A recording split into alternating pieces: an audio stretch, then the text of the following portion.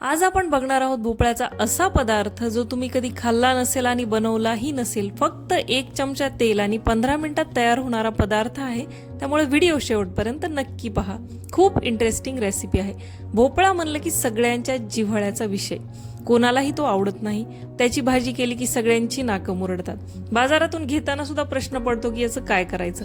खूप वेगवेगळ्या प्रकारे आपण घरच्यांना तो खाऊ घालायचा प्रयत्न करतो. यूट्यूबवर भरपूर अशा रेसिपीज आहेत भोपळ्याबद्दलच्या, पण सगळ्यामध्ये काही ना काही किचकट दाखवलेलं असतं. त्यामध्ये आपला वेळ जातो. तेवढं बनवण्यापेक्षा साधी भाजी केलेली आपल्याला परवडते. पण यापेक्षा वेगळं काहीतरी जर तुम्हाला बघायचं असेल तर या व्हिडिओमध्ये मी आज ते दाखवलेलं आहे. सगळ्यात पहिल्यांदा मी गोल भोपळा घेतलेला आहे. तुम्हाला हवं तर दुधी भोपळा लांबलचक जो आपला मिळतो तोही घेऊ शकता. छान स्वच्छ धुवून कोरडा करून घेतलेला आहे. त्यानंतर याच्या फोडी करायच्या. जो मधला पांढरा भाग आहे याच्या बिया जर जाड असतील तर त्या तुम्ही काढून घेऊ शकता. नाही काढल्या तरी काहीच हरकत नाही, पण तो थोडंसं कडवट लागतं. त्यामुळे मी थोडासा पांढरा भाग काढून घेतला आहे आणि भोपळ्याच्या या प्रकारे साली सुद्धा काढून घेतलेल्या आहेत. शक्यतो होईल तेवढं कवळा भोपळा वापरण्याचा इथं प्रयत्न करायचा आहे. कोवळ्या भोपळ्याने काय होते, हा पदार्थ आणखी रुचकर लागायला मदत होते. या प्रकारे याच्या छोट्या छोट्या, जसं आपण बटाट्याची पातळ भाजी करताना फोडी करतो तशा फोडी करून घ्यायच्या आहेत. तुम्ही बघू शकता सगळ्या फोडी माझ्या इथं चिरून तयार आहेत. तुम्ही बघू शकता जवळपास मी इथं 1/2 किलो भोपळ्याचा वापर केलेला आहे. त्यानंतर स्टीलचं कोणतंही एक भांडं घ्यायचं. कढई तुम्ही घेऊ शकता, पातेलं घेऊ शकता. त्यामध्ये आपण केलेल्या फोडी घालायच्या. चवीनुसार मीठ, अर्धा चमचा हळद मी घातलेली आहे आणि 3 ते 4 हिरव्या मिरच्या बारीक चिरून मी घातलेल्या आहेत. हिरव्या मिरच्या ऑप्शनल आहेत. तुम्हाला हवं तर तुम्ही लाल तिखट वापरू शकता, पण त्या रंग त्याने खूप सुंदर येतो, त्यामुळे मी वापरलेल्या आहेत. त्यानंतर इथं हलवून घ्यायचं आहे. मीडियम गॅसवर भोपळा छान मिक्स करून घ्यायचा आहे. इथं आपण हवं तर पाणी घालू शकतो किंवा 1 चमचा तेलही घालू शकतो. भोपळा जर तुमचा खूप ताजा असेल तर तुम्हाला इथं काहीही घालायची गरज नाही. आपोआप भोपळ्याच्या जे पाणी सुटतं त्यामध्ये हा भोपळा 10 मिनिटं स्टीम होऊन निघतो.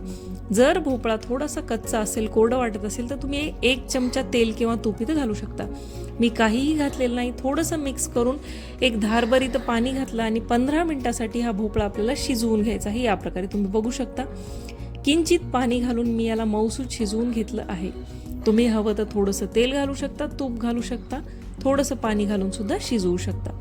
15 मिनिटात भोपळ्याच्या फोडी आपल्या छान, जसं आपण बटाट्याची भाजी करतो बटाटा शिजतं त्याचप्रमाणे शिजून तयार होतात.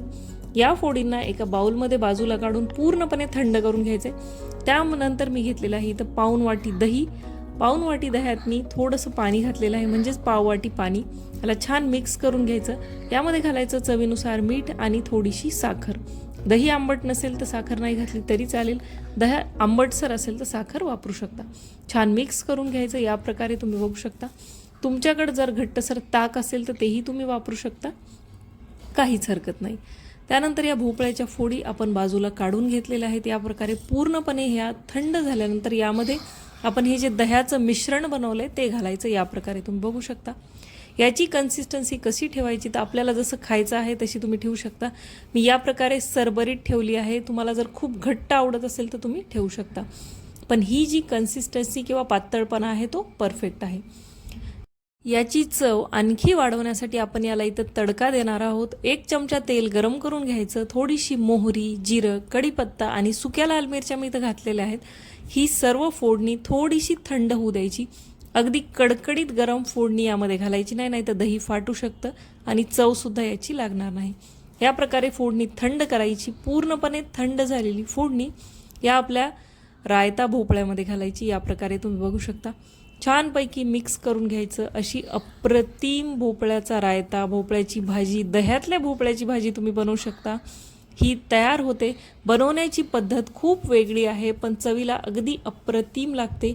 यासारखी वेगळ्या चवीची भाजी तुम्ही कधीही खाल्ली नसेल याची मी नक्कीच गॅरंटी देऊ शकते. तुम्ही बघू शकता की ती छान आणि परफेक्ट बनवून तयार आहे आणि खाणाऱ्याला कळणारसुद्धा नाही की ही तुम्ही नेमकी कशापासून बनवली, कारण या ज्या फोडी आहेत त्या बिना पाण्याच्या किंवा 1 चमचा तेलात तुम्ही शिजवल्यामुळे याला चव खूप वेगळी लागते. अगदी बटाट्याच्या भाजीसारखीही लागते. गरमागरम भातासोबत सर्व करा. खूप छान कॉम्बिनेशन लागतं. हवं तर तुम्ही ज्वारीची भाकरीसुद्धा वाढू शकता. पदार्थ कसा वाटला कमेंट करून नक्की सांगा. तुमची एक महत्त्वपूर्ण लाईक नक्की करा. व्हिडिओ जास्तीत जास्त शेअर करा.